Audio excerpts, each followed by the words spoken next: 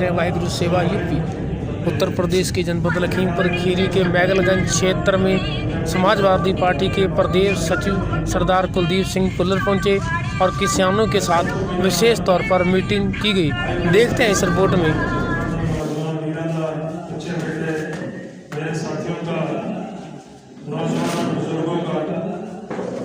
आप लोग अपने काम काजों को छोड़ करके यहाँ पहुँचे हैं हमें सुनने के लिए, हमसे बात करने के लिए। मैं आप सब लोगों का तहे दिल से शुक्रिया अदा करता हूँ, आप लोगों का धन्यवाद करता हूँ। साथियों, आज देश में एक इमरजेंसी से भी बुरा समय चलता है। आने वाली पीढ़ियों को भारतीय जनता पार्टी पूरी तरीके से गुलाम बनाना चाहती है और हम अपने बच्चों को गुलामी से बचाने के लिए लड़ाई लड़ रहे हैं। ये किसान आंदोलन, ये हमारे हक की लड़ाई नहीं, हमारे आने वाली पीढ़ियों को गुलामी से बचाने की लड़ाई हमारे किसान नेता और हम सभी साथी हमारे लड़ रहे हैं। इस लड़ाई में 800 से ज्यादा हमारे साथी शहादत पा गए हैं और कई मोर्चों पर गर्मी से, बरसात से, आंधी से, शुरुआत में जाड़ों से और गोदी मीडिया से हम लोगों ने लड़ाई लड़ी और फ्रंट पे सरकार से लड़ाई लड़ी। और किसान आंदोलन को बदनाम करने के लिए इस सरकार ने तरह तरह के हथकंडे अपनाए। आप सभी लोग जानते हैं कितनी साजिशें हम लोगों के साथ में रची गई।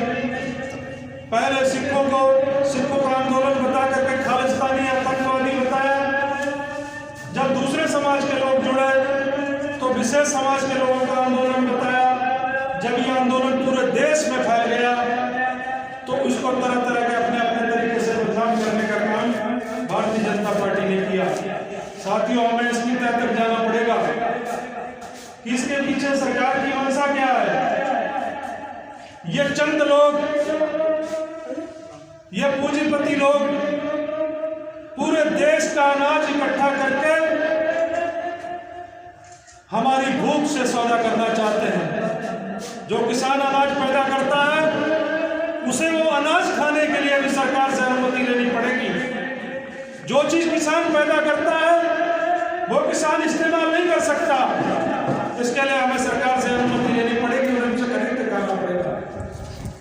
इस तरीके के ये काले कानून हमारी पीढ़ियों को गुलाम बनाने के लिए सरकार ने पूंजीपतियों से सौदा करके इस तरीके से ये रातों रात कोरोना काल में देश के सामने पेश किए।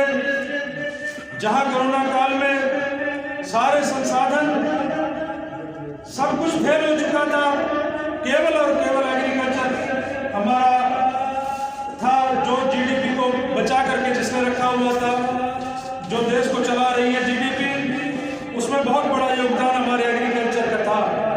लेकिन भारतीय जनता पार्टी को इस देश की तरक्की से कोई लेना देना नहीं है।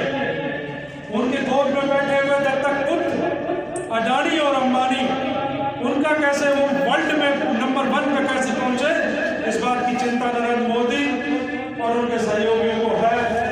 लेकिन आज जो किसान लड़ाई लड़ रहे हैं उनकी चिंता पूरे देश के व्यापारियों की, पूरे देश के गरीबों की, किसानों की, मजदूरों की, मजलूमों की, पिछड़ों की, अगड़ों की, सबकी चिंता है। और इसीलिए ये आंदोलन, और जिसमें समाजवादी पार्टी के मुखिया माननीय अखिलेश यादव जी पूरी तरीके से, हर तरीके से लगे हुए हैं। संसद से लेकर के जिला मुख्यालय से लेकर प्रदेश कार्यालय तक हर संभव मदद किसानी आंदोलन में भी, और इसमें तमाम पार्टी के लोगों ने संघर्ष कर रहे हैं और आगे भी समर्थन करने का वादा माननीय अखिलेश यादव जी ने किया। साथियों, ये किसानों का जीवन और मरण का सवाल है।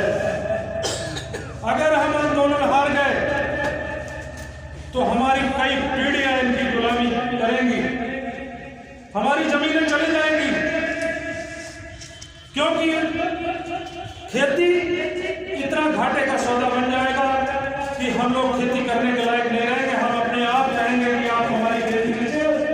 इसका ठेका दीजिए।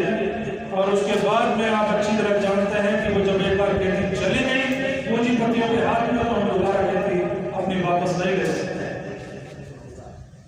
आज इस चीज को पंजाब समझ गया, पश्चिमी उत्तर प्रदेश समझ गया, हरियाणा समझ गया, लेकिन पूरी तरीके से उत्तर प्रदेश में अभी पूरी जागरूकता की कमी है, जागरूकता नहीं आई है। अगर इसी तरीके से किसान सोया रहा तो वो दिन दूर नहीं जब हम गुलामी की तरफ अपने आप अपने बच्चों को, हमारे बच्चे हमसे सवाल पूछेंगे कि जब ये काले कानून भारतीय जनता पार्टी बना रही थी, जब किसान आंदोलन कर रहे थे, तब आप लोग क्या कर रहे थे? ये सवाल जरूर आने वाली पीढ़ी आप लोगों से पूछेगी। तब इसका जवाब हमें देना पड़ेगा कि हमने इसके लिए क्या किया, कितना संघर्ष किया। साथियों, कुछ समय के बाद 6 महीने 6-7 महीने के बाद चुनाव है, और ये भी एक किसानी आंदोलन का ही हिस्सा है। और इस चुनाव को हम लोगों ने आंदोलन की तरह लेना है, और इस सरकार को और भारतीय जनता पार्टी को सबक सिखाने के लिए हम लोगों ने एकजुट होकर के यह समझ लेना कि जब एक भी परिवार का मेंबर किसी दूसरी तरफ चलेगा तो ये लड़ाई हम लोग हार जाएंगे। और इस लड़ाई को अगर जीतना है तो हमें एकजुटता दिखानी होगी। एकजुटता के साथ केवल और केवल समाजवादी पार्टी है, माननीय अखिलेश यादव जी है, जो भारतीय जनता पार्टी को उत्तर प्रदेश से बाहर का रास्ता दिखा सकते हैं, जिनकी छवि पूरे देश के नेताओं में नंबर 1 है। वो विकास की सोच रखते हैं, वो जानते हैं प्रदेश का विकास कैसे होगा, नौजवानों को रोजगार कैसे मिलेगा, किसानों को रोजगार, किसानों की आय कैसे बढ़ेगी। भारतीय जनता पार्टी ने दुगनी आमदनी का वास्ता दे करके वोट हमसे ले लिए, और जो आमदनी वास्तविक जो हम लोगों की हो रही थी वो भी हम छीनने का काम भारतीय जनता पार्टी ने किया।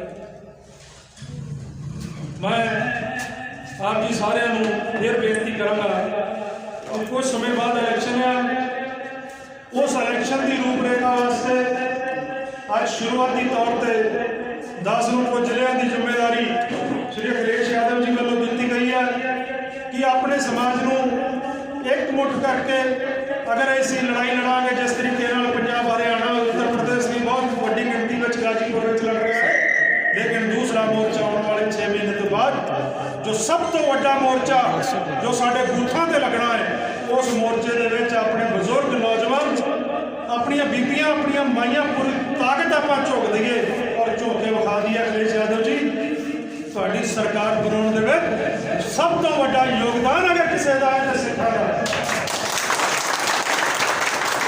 और एक वादा मैं आप जी नाल करदा हां कि पहली बार तुसीं अपनी ताकत महसूस करोगे, जे सरकार बनेगी उस सरकार दे विच तुसीं अपनी ये कह सकते हो दावे नाल फख्र नाल महसूस करोगे कि यह सरकार साडी है, असीं जो चाहिए कर सकते हैं, असीं जिस समाज वास्ते जो मंगना चाहिए मांग सकते हैं वो तुहानूं मिलेगा। उस तो पहला क्योंकि पहला सिचुएशन हालात कुछ होर सन, साडा समाज कई कित्तियां विच वंडिया होया सी, अज सानूं ठोकर असीं खा ली है, असीं एकमुठ हो चुके हैं। जरूरत जिस तरह मड़ के खिलरे होया होंदे आ उन्होंने एक माला दे विच पिरोण दी, अज उस तरह माला पिरोण वास्ते एक मणके नूं पिरोण वास्ते दास साहब जी के चरणों में हाजिर होया है। मैं समझदा कि वो माला जिस दिन कंप्लीट होगी साड़ी एक बहुत बड़ी ताकत बनेगी। यूपी के अगर सारे सिख इकट्ठे होकर अगर अपनी जिम्मेदारी समझ लेने की सिख जिम्मेदारी समझ लवे, बहुत बड़ी क्रांति आ सकती है। तुसी बहुत घट गिनती हो देश दे विच, लेकिन तुसी पूरी दुनिया दे विच मिसाल कायम की है। 2% तो घट गिनती सी, तुसी देश नूं आज़ादी दिवाई है, सब तो वड्डी कुर्बानियां तुसी दित्तियां ने, तुसी तुहाडी गिनती सब तो घट आ। तुसी देश नूं अनाज जदों उस समय के प्रधानमंत्री पंडित जवाहरलाल नेहरू ने अमरीका तो कणक मंगवाई, देश के अकाल पै गया सी अनाज का।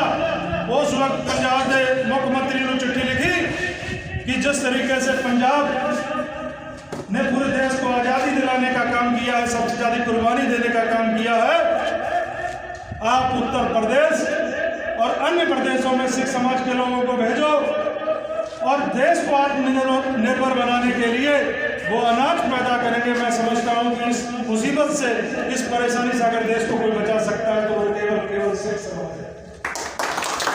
वो चिट्ठी आज भी पंजाब सरकार के कोल मौजूद है। दास प्रयास कर रहा है कि वो चिट्ठी को किसी तरीके वो कॉपी अगर मिल जाए। मैं 2-3 महीने पहला भी प्रयास किया है। आप इस तरह नहीं आए, सानू उतो पंजाब तो लिया गया, साढ़े बुजुर्गों को बहुत सारिया थावां ते अलाटमेंट की गई जमीनां। दास ने बहुत स्टडी की है। 2014 के बहुत बड़ा सम्मेलन लखनऊ के किया सी। उस तो बाद हर साल भगत सिंह के जन्मदिन के उत्ते लखनऊ के हर अड्डो अड्ड जिलों के सम्मेलन करके लोगों के समाज के जागृति पैदा करने का काम किया। दास ने शुरुआती दौर पर समाज के काफ़ी जागृति आई। मैनू इस गल का फख्र है, मैनू इस गल का माण है कि समाज के एक नवी चेतना आई जिसकी बहुत बड़ी देन है कि अज ये अंदोलन के बहुत बड़ी समूलीयत सिख समाज की और राजनीति के बहुत बड़ी समूलीयत, चाहे वो दूसरिया पार्टियों भी साढ़े पक्का वाले भी हों, क्योंकि जितने भी साढ़े समाज के लोग होंगे चाहे किसी पार्टी के भी तो उत्थे कम से कम साढ़े समाज की गल तो होएगी।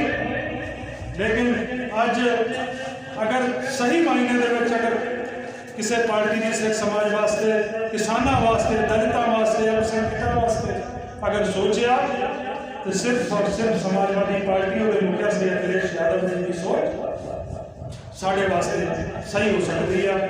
उन्होंने नीति और नियत के कोई फर्क नहीं है। उन्होंने हमेशा ही सिख समाज को बहुत सम्मान दिता। उन्होंने बुला करके जितने भी सिख समाज के नौजवान शहीद हुए सन 26 जनवरी को उन्होंने परिवारों के प्रति संवेदना व्यक्त की और एक डेलीगेशन मेरी कमांड के हेठ 4 मिनिस्टर, 4 कैबिनेट पूर्व मिनिस्टर,